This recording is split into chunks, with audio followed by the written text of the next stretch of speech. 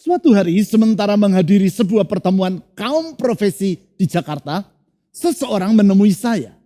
Yang bersangkutan berkata, "Pak Bambang, Bapak pasti tidak mengenal saya."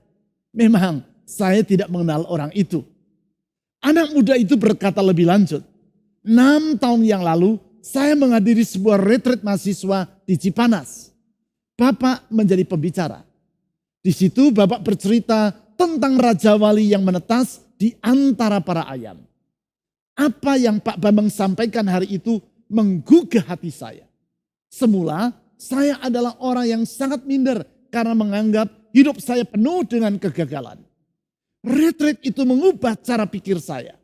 Dari orang yang pemalu, tidak berani bergaul dengan orang lain, semangat saya bangkit kembali.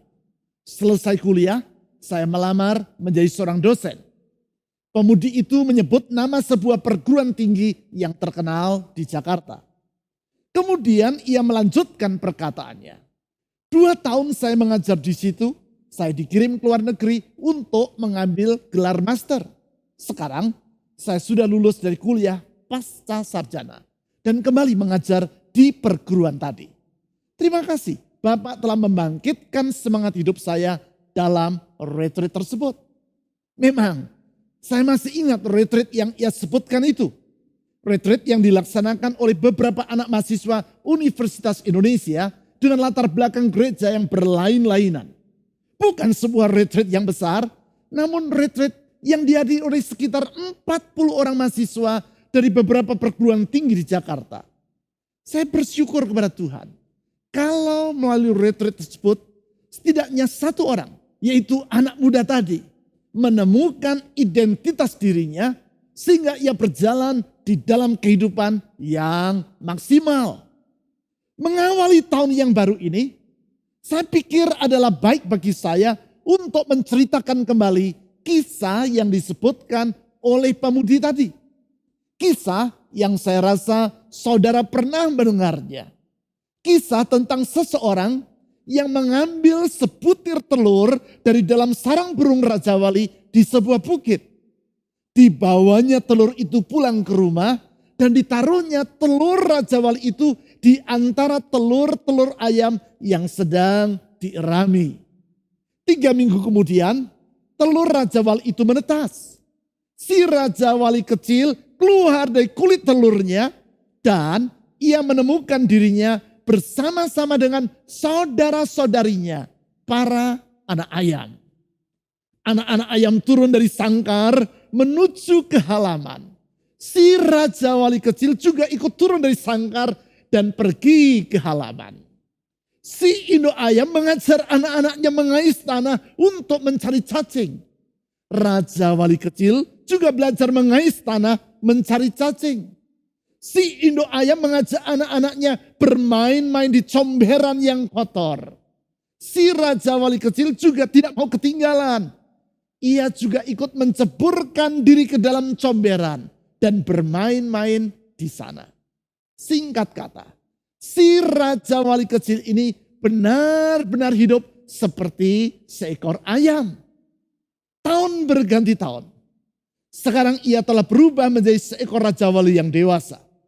Suatu pagi, sementara ia sedang bermain-main di halaman bersama-sama dengan saudara-saudarinya, para ayam, ia melihat di langit ada seekor burung yang sedang terbang melayang. Burung ini membentangkan sayapnya, nampak sangat indah, berkilau-kilauan karena timpaan sinar matahari. Melihat kegagahan burung yang sedang terbang itu, si Raja Wali tadi berdecak-decak karena merasa kagum. Ayam apaan itu ya? Katanya. Oh, itu bukan ayam. Itu burung Raja Wali. Jawab salah seekor ayam yang nampaknya sering mengikuti ibadah fusion secara online. Sehingga menjadi yang paling pintar di antara ayam-ayam yang lain. Ah, betapa enaknya kalau kita dapat terbang seperti itu, kata si Raja Wali. Jangan mimpi, kita cuma ayam. Tidak mungkin untuk terbang seperti Raja Wali itu. Apalagi ayam yang aneh seperti kamu, timpal ayam yang lain. Si Raja Wali tertunduk sedih. Ia mempercayai perkataan dari saudaranya, si ayam tadi. Ah, aku hanya seekor ayam. Tak mungkin bagi diriku untuk terbang tinggi seperti burung itu. Alhasil, ia mati sebagai seekor ayam. Tanpa pernah terbang tinggi sebagaimana fitrah dari seekor burung Raja Wali. Mengapa? Alasan yang sangat mendasar yaitu karena ia tidak mengenal identitas dirinya yang sebenarnya. Ia tidak mengetahui bahwa sesungguhnya ia bukanlah seekor ayam, namun seekor Raja Wali. Seekor Raja Wali yang tidak pantas mengais tanah untuk mencari cacing dan bermain-main di comberan. Seharusnya ia terbang mengarungi angkasa yang luas. Namun karena tidak mengenal siapa dirinya yang sesungguhnya, maka sebagai akibat ia tidak dapat hidup secara maksimal. Pelajaran penting yang dapat kita tarik dari kisah ini adalah mengenal identitas diri dengan benar akan memungkinkan orang untuk hidup secara maksimal. Memang pandemi yang melanda seluruh dunia dan yang telah berlangsung selama 10 bulan ini telah membuat banyak orang tidak mampu hidup secara maksimal. Mereka hidup dalam survival mode alias hidup asal dapat bertahan hidup. Padahal tentu Allah menciptakan diri kita bukan sekadar untuk bertahan hidup, namun dengan tujuan yang jauh lebih bermakna daripada itu. Itu sebabnya berdasarkan firman yang Allah sampaikan melalui Nabi Yesaya 2700 tahun yang silam. Yaitu sebagaimana yang dicatat dalam Yesaya pasal 43 ayat 18 sampai 21. Saya meyakini bahwa Allah sedang mengajak kita untuk mengisi tahun yang baru ini dengan lembaran kehidupan yang baru. Kehidupan yang maksimal. Lembaran kehidupan yang baru. Sebab di dalam ayat-ayat yang telah saya sebutkan tadi, Allah berkata kepada umatnya, bangsa Yehuda, agar ketika mereka mengalami kesukaran, yaitu karena hidup dalam pembuangan di Babel, umatnya tidak mengingat-ingat hal-hal yang dahulu maupun yang dari zaman purbakala. Artinya, Allah mengajak umatnya untuk menyongsong era yang baru, yaitu era selepas mereka dari pembuangan di Babel dengan pola hidup yang baru. Hidup yang maksimal, bukan hidup dalam kesia-siaan, bukan hidup dalam nostalgia, namun hidup dalam awal yang baru atau restart. Pesan Allah melalui Nabi Yesaya ini telah saya bahas dalam ibadah awal tahun, tanggal 1 Januari kemarin. Saudara dapat mengikuti siaran ulang dari ibadah awal tahun dengan judul restart tersebut melalui YouTube channel yang sedang saudara ikuti ini. Simak dengan baik pesan Tuhan dalam ibadah awal tahun tersebut. Karena itu akan menolong kita untuk menjalani tahun ini dengan kehidupan yang maksimal dan berkemenangan. Itulah kehidupan yang restart sebagaimana yang Allah janjikan. Restart, awal yang baru yang dimulai dengan mengenal identitas kita yang sebenarnya. Identitas kita yang baru. Yaitu seperti yang ditulis di dalam 2 Korintus pasal 5 ayat 17 sampai 18. Berdasarkan identitas yang baru tersebut, maka seperti yang diuraikan Rasul Paulus di ayat-ayat sebelumnya dan sesudahnya, yaitu ayat 13 sampai 19, barulah kita akan dapat hidup secara maksimal, yaitu dalam tujuan, persepsi, sikap hati, dan relasi yang baru. 4 hal yang saya ringkas dengan akronim DPA plus R. D, direction atau tujuan kehidupan. P, perception atau wawasan kehidupan. A, attitude atau yang juga sering disebut orang attitude atau sikap hati. Plus R, relationship atau pola relasi yang baru. Semuanya itu merupakan buah dari kehidupan yang baru. Kehidupan yang baru dalam keempat hal tadi, tujuan, persepsi, sikap hati, dan relasi yang baru itu akan kita pelajari di sepanjang bulan ini. Keempat hal yang harus mewarnai kehidupan kita di sepanjang tahun ini. Supaya dengan demikian kita move on dari hidup yang survival mode menjadi hidup dengan revival mode. Dari hidup asal hidup menjadi hidup yang maksimal. Kalau sudah ingin mengisi kehidupanmu di tahun ini dengan awal yang baru atau restart, saya mengajak saudara untuk membaca 2 Korintus pasal 5 ayat 17 sampai 18. 2 Korintus pasal 5 ayat 17 sampai 18. Jadi siapa yang ada di dalam Kristus, ia adalah ciptaan baru. Yang lama sudah berlalu. Sesungguhnya yang baru sudah datang. Dan semuanya ini dari Allah. Yang dengan perantaran Kristus telah mendamaikan kita dengan dirinya. Dan yang telah mempercayakan pelayanan pendamaian itu kepada kami. Di sini Rasul Paulus menjelaskan identitas kita sebagai seorang pengikut Kristus. Atau pribadi yang ia istilahkan sebagai orang yang ada di dalam Kristus. Atau in Christ dalam bahasa Inggris. En Christo dalam bahasa Yunani. Bahasa yang digunakan oleh para rasul dalam menulis Alkitab Perjanjian Baru. Kata di dalam Kristus atau in Christ ini merupakan frasa yang sangat-sangat penting. Frasa yang saya jelaskan secara lebih rinci melalui khotbah saya dalam ibadah Main Worship Service atau MWS minggu ini. Saya sangat menganjurkan saudara untuk mengikuti uraian firman Tuhan dalam ibadah MWS dengan tema A New Creation tersebut melalui YouTube channel yang sedang saudara ikuti ini. Di dalam ayat-ayat yang baru kita baca tadi disebutkan bahwa bila kita sungguh-sungguh ada di dalam Kristus, maka kita memiliki identitas yang baru. Apakah makna dari identitas yang baru yang memungkinkan kita untuk bangkit dari keterpurukan atau restart dan mengalami kehidupan yang maksimal itu? Di sini disebutkan 3 makna dari hidup dalam identitas yang baru tersebut. Yang pertama, hidup dalam identitas yang baru artinya adalah hidup sebagai ciptaan yang baru. Hidup sebagai ciptaan yang baru. Hal ini dikemukakan oleh Rasul Paulus di ayat 17.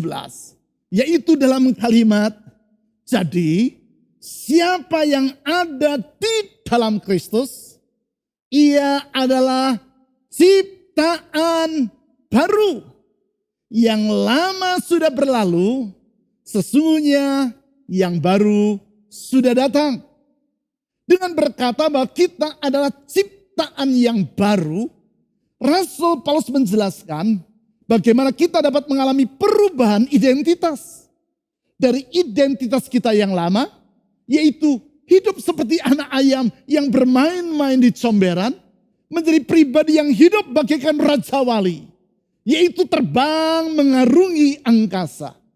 Ia menjelaskan, kalau kita ada di dalam Kristus, konsep yang sudah saya utarakan sebagai konsep yang sangat penting, yang perlu kita pahami tadi, maka kehidupan kita yang lama sudah berlalu, dan sesungguhnya yang baru sudah datang. Itulah kehidupan yang mengalami restorasi. Dari kehidupan yang lama menjadi kehidupan yang baru. Dari ciptaan yang lama menjadi ciptaan yang baru.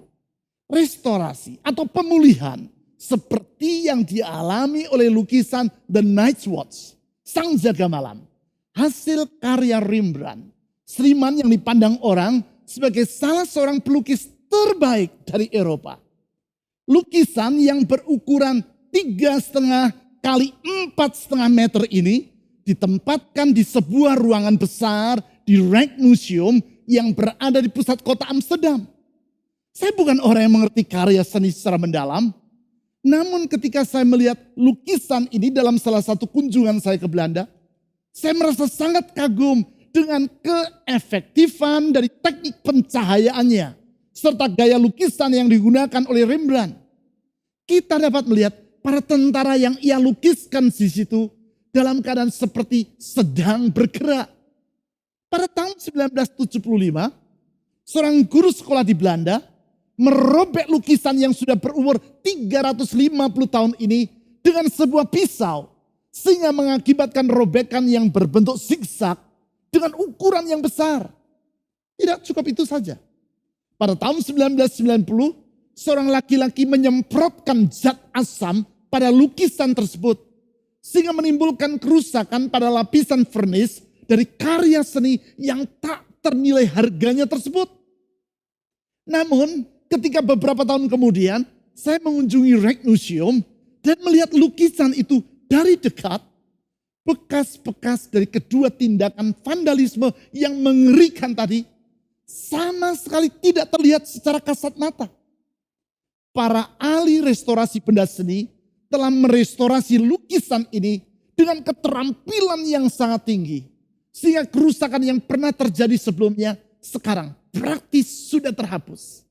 Alhasil, lukisan The Night's Watch nampak seperti keadaannya yang semula. Apabila lukisan Rembrandt ini hanya berhasil dipulihkan bagian luarnya, tidak demikian halnya dengan pemulihan yang Allah kerjakan melalui Kristus di dalam hidup kita. Ia memulihkan kehidupan kita secara total, sehingga Paulus menyebut diri kita sebagai ciptaan yang baru. Semua carut marut dalam hidup kita yang lama dihapuskan Allah melalui Kristus. Dan kita sekarang memiliki identitas yang baru, yaitu ciptaan yang baru. Lebih lanjut, yang kedua, hidup dalam identitas yang baru artinya adalah hidup dalam relasi yang dibaharui. Hal ini dikemukakan Rasul Paulus di ayat 18, kalimat pertama. Yaitu, dia tulis demikian. Dan semuanya ini dari Allah. Yang dengan perantaran Kristus, perhatikan, telah mendamaikan kita dengan dirinya. Di dalam Kristus. Dan dengan perantaran Kristus. Kita diperdamaikan dengan Allah. Artinya, sekarang relasi kita dengan Allah dibaharui. Dari relasi yang telah rusak oleh karena pemberontakan kita kepadanya, Yesus Kristus menautkan atau menghubungkan kita kembali dengan Allah. Di dalam relasi karena iman kepada Kristus tersebut, menurut Yohanes pasal 1 ayat 12, Allah menerima kita menjadi anak-anaknya. Itulah identitas kita yang baru dan yang sesungguhnya. Sehingga kalau orang bertanya tentang identitas kita, maka kita dapat menjawab, aku adalah ciptaan yang baru, yaitu sebagai anak dari Allah sendiri. Di dalam keberadaan kita sebagai ciptaan yang baru, kita memiliki status yang baru, yaitu sebagai anak-anak dari Allah. Sekali lagi, hal ini menegaskan pentingnya untuk memahami konsep tentang di dalam Kristus atau in Christ atau en Christo yang saya sebutkan tadi. Ikutilah uraian yang saya sampaikan tentang hal ini melalui khotbah dalam ibadah MWS minggu ini, A New Creation. Khotbah yang dapat saudara ikuti melalui YouTube channel ini. Kesadaran akan relasi kita yang baru, yaitu sebagai anak-anak Allah, akan mendorong kita untuk hidup dalam perilaku yang berbeda. Memang tidak sedikit orang Kristen yang kehidupan atau perilakunya tidak berbeda. Bahkan lebih buruk daripada orang yang belum di dalam Kristus. Mengapa? Karena mereka tidak sungguh-sungguh mengenal identitas dirinya. Identitas yang berjalan seiring bersama dengan relasinya yang baru dengan Allah. Hal ini sama seperti kisah tentang seorang anak gelandangan yang diangkat menjadi anak seorang raja. Sang raja membawa anak gelandangan ini ke istana. Kemudian ia menyuruh para pegawai istana akan membersihkan dan mendandani anak muda itu dengan baju yang baru, serta menghidangkan makanan untuk yang bersangkutan. Sesudah ia dimandikan dan mengenakan baju yang baru, pegawai istana membawa si mantan pengemis muda itu ke ruang makan. Di meja sudah tersedia makanan dan minuman yang berlimpah-limpah. Para pegawai istana mempersilahkan dirinya untuk menyantap dan menikmati makanan yang sudah tersedia.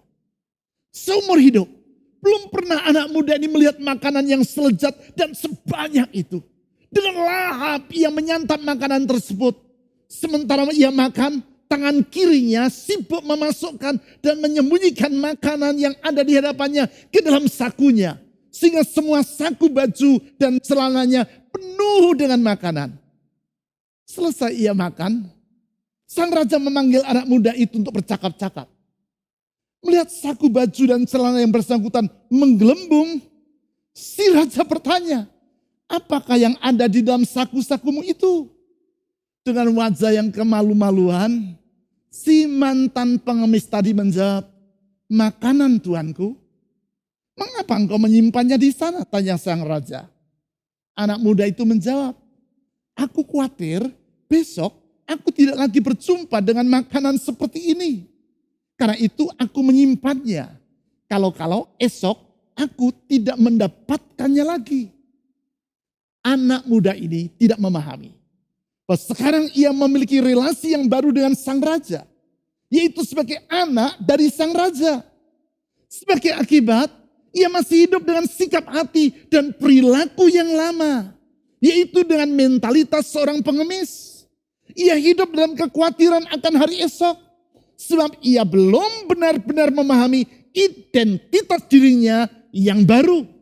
Artinya, kalau kita mengenal identitas kita yang sebenarnya, yaitu sebagai ciptaan yang baru, dan pribadi yang memiliki relasi yang baru dengan Allah.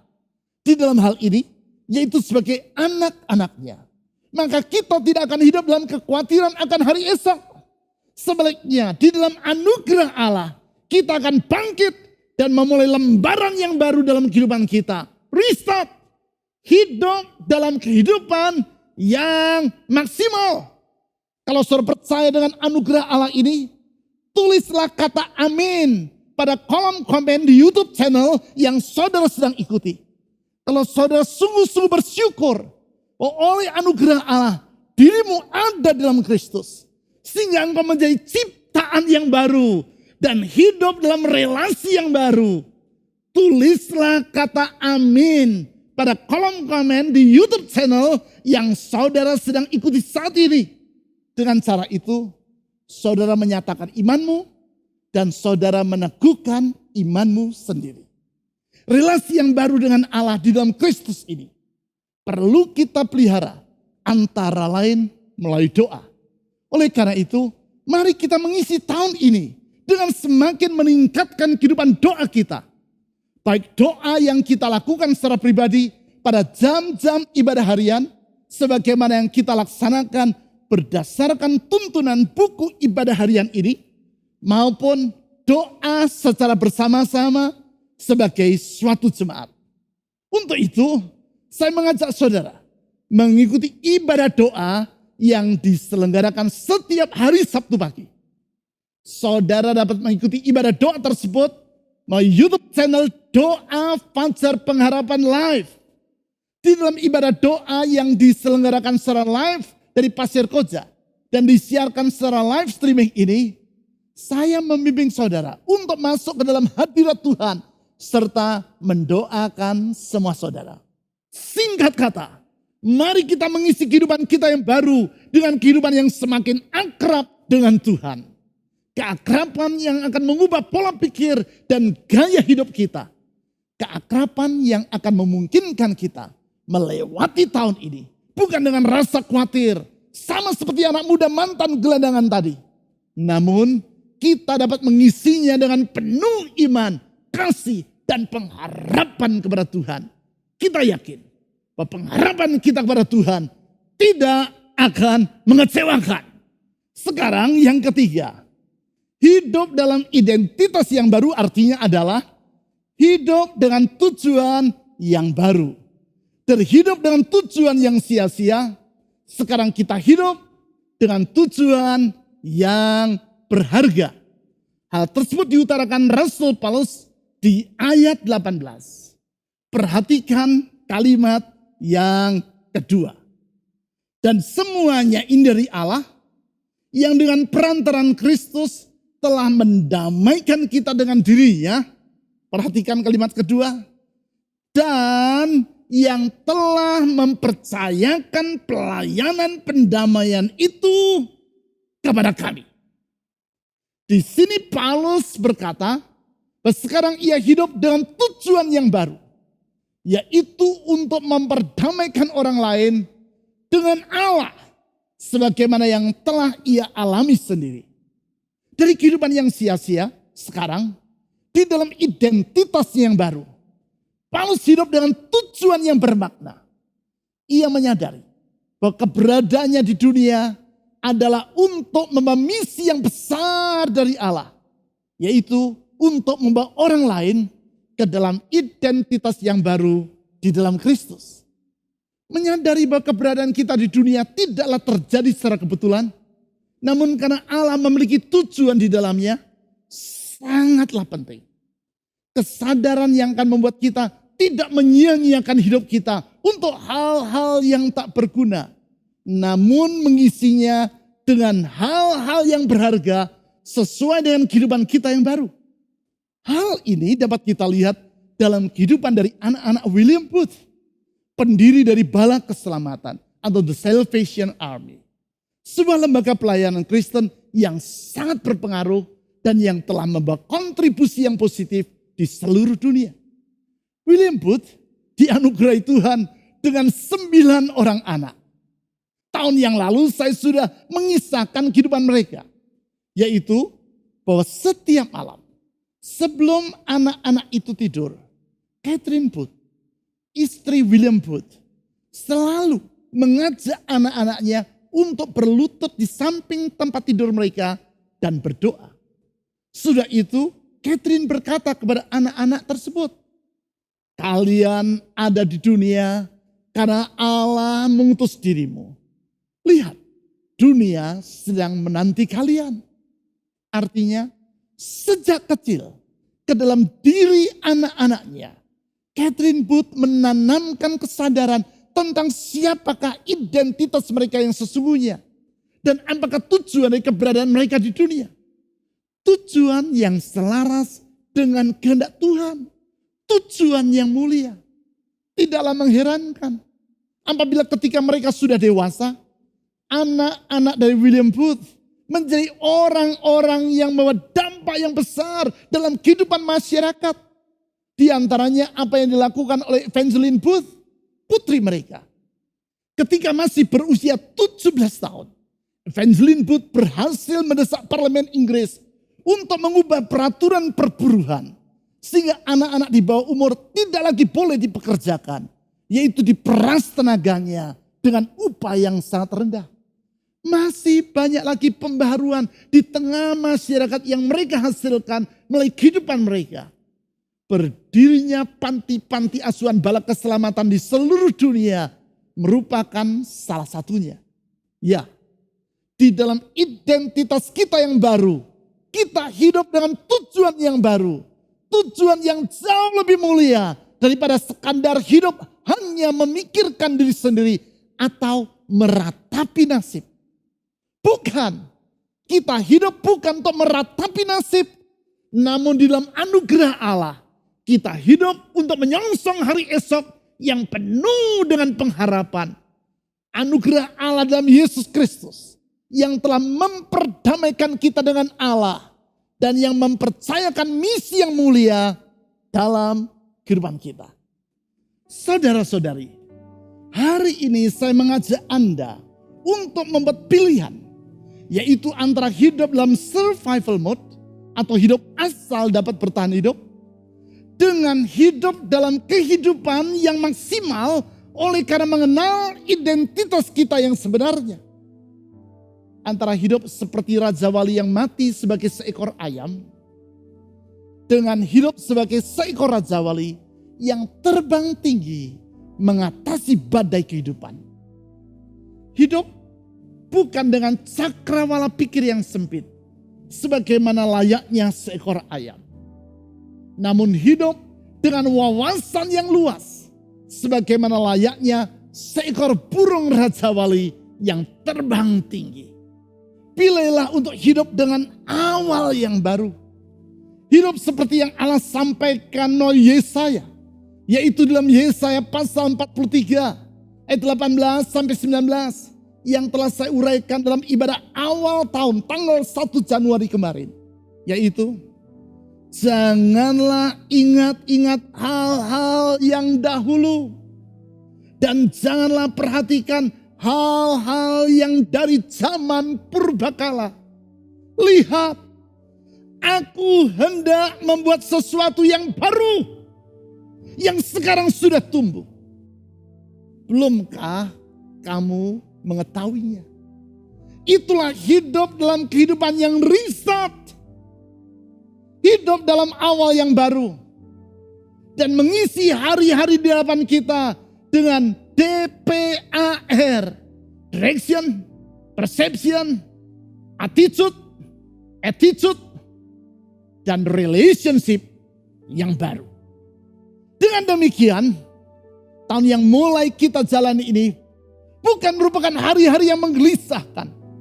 Namun justru merupakan masa yang menggairahkan. Bukan hari-hari dengan jalan yang buntu.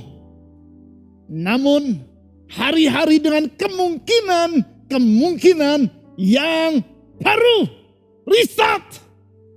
Mari kita berdoa. Tuhan Yesus,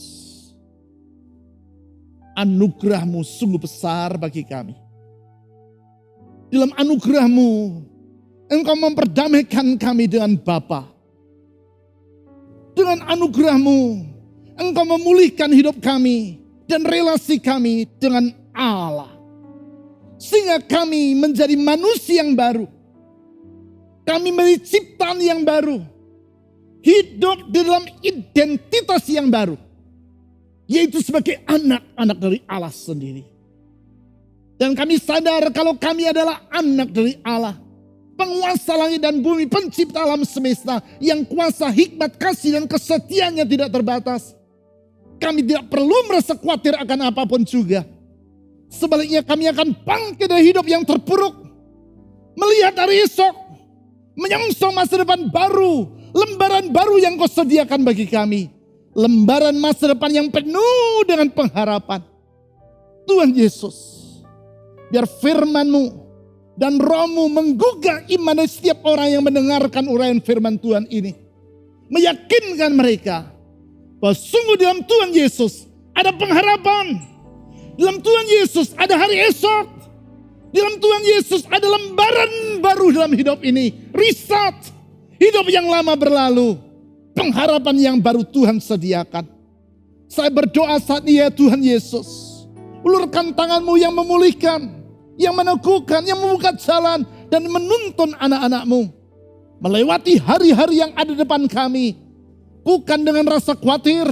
Bukan dalam putus asa. Tetapi yakin. Kalau Tuhan yang sudah memulai perkara yang baik dalam hidup ini. Engkau yang akan meneruskannya sampai sempurna. Tuntun sertai berkati buka jalan bagi anak-anak-Mu. Dan di dalam nama di atas segala nama. Nama Yesus Kristus Tuhan. Juru selamat yang hidup. Kami telah berdoa. Amin.